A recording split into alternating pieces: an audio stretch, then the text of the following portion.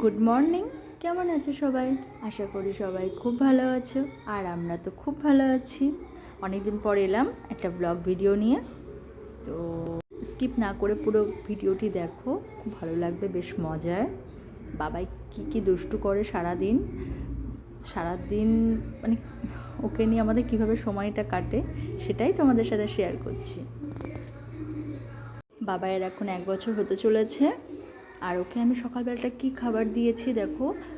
সিদ্ধ ভাত, ওর মধ্যে একটু ঘি দিয়েছি, আর সাথে দিয়েছি একটা পনির আর 2টো আলু। তো এইভাবেই ওকে খাওয়ানো হয়।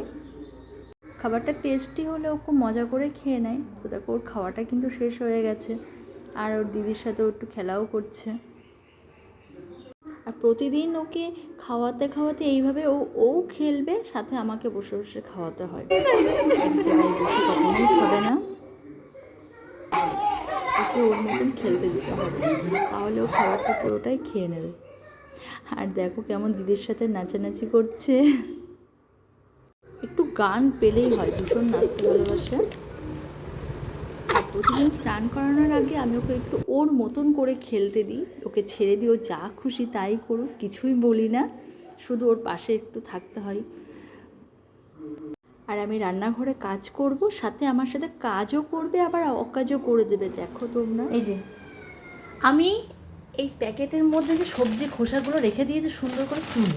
কে বলেছে তোমাকে এগুলো নামাতে? এই যে এগুলো সব নামিয়ে আবার আবার ওটা রাখো, ওটা তেলের শিশি রাখো, ওটার মধ্যে তেল আছে, তোমার তেল খুব প্যাকেটের মধ্যে ঢুকাচ্ছে। আমি এভাবে রাখছি সবজিগুলো, দেখো ও রেখে দিচ্ছে, দেখো বুঝছো?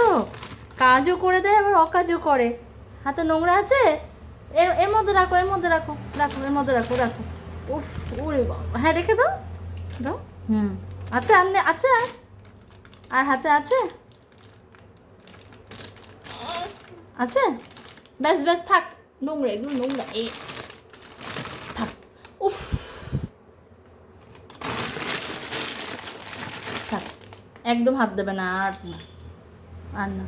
তুমি এই যে প্রতিদিন আমার রান্নাঘরে এসে যে এরকম আমার অকাজ করে দাও, সেটাই তোমার সবাইকে দেখাচ্ছে। দেখো বাবা, এই যে একটু